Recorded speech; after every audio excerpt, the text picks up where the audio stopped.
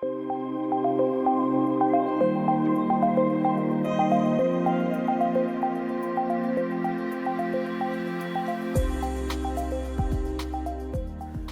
I'm Duncan Mascarenhas, sports officiating performance psychologist. How accurate are you at calling run-out decisions?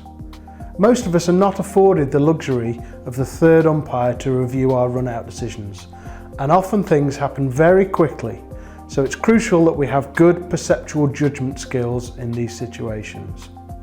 If we continually get these decisions wrong, then we will begin to lose our credibility with the players.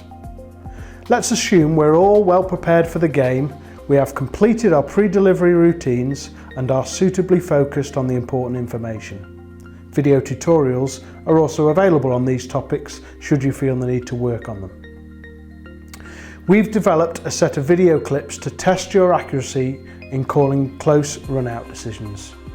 What follows are 2 practice clips and 18 real-time video clips of typical run-out situations. Your goal is to watch each clip, note down your decision, and then for each clip choose one of the 10 freeze frames which you think best represents the batsman's position when the bails were broken. To ensure that the test is as realistic as possible, it's really important that you watch each clip only once. Let's have a go at the practice clip to get you used to the process. You'll need a pen and paper to make a note of your decisions, and then we'll look at how you did at the end. Have a look at the clip and decide whether the batsman's in or out. Remember, it will all happen very quickly, just like in a game situation. Great, now having made your decision, write it down, and also write down the image that best represents where the batsman was.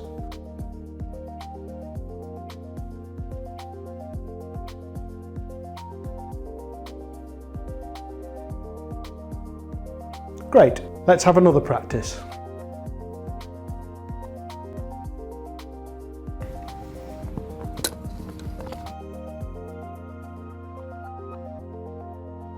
And now indicate where the batsman was when the bails were broken.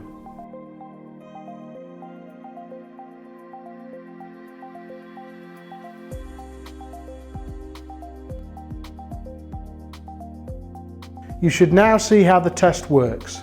So we have 18 clips to judge in the same way.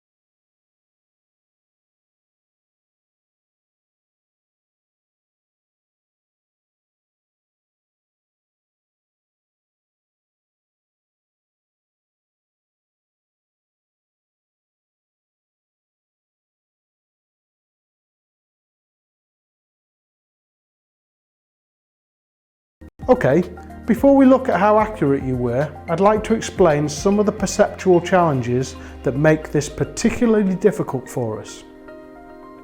These clips have been produced as part of a scientific study to investigate something called the flash lag effect. The flash lag effect occurs when we are briefly exposed to a stationary target alongside a moving target, and what seems to happen is that we see the moving target ahead of its actual position. If you watch the moving bar, where is it in relation to the stationary bars when they appear? Lab-based studies show that most people will see the moving bar marginally ahead of its actual position. This perceptual delay has been measured, and in these studies it's found to be equivalent to about 45 milliseconds. Now, if you're not sure quite what that equates to, it's probably the time it takes a batsman to run about 2 or 3 feet. So clearly this delay could have a big impact upon your accuracy. Now don't forget, 45 milliseconds is the average, so it's important you look at your own individual results to see the extent to which any bias may affect you, as not everyone experiences this in the same way.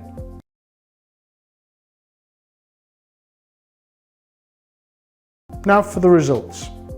You'll want to make a note of the correct answers so that later we can calculate how much the flash lag influences you. So, clip 1 was not out, and the correct frame was 6. Clip 2 was out, and the correct frame was 4. Clip 3 was out, and the correct frame was 5. Clip 4 not out, and the correct frame was 8. Clip 5 was out, and the correct frame was 3. Clip 6 not out, and the correct frame 7. Clip 7 was out, and the correct frame was 4. Clip 8 not out, and the correct frame was 6. Clip 9 not out, and the correct frame was 8.